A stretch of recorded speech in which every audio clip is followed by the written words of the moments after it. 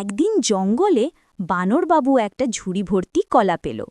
সে খুশিতে লাফিয়ে উঠল, আজ তো রাজা আমি। সে গাছের ডালে উঠে একটার পর একটা কলা খেতে লাগল। 3টে, 5টা, 10টা। তখন তার বন্ধু তোতা পাখি এসে বলল, অরে, এত কলা একাই খাচ্ছিস কেন? ভাগ করে খা। বানরবাবু বলল, না রে, সব আমার, বলে ঝুড়িটা জড়িয়ে ধরল।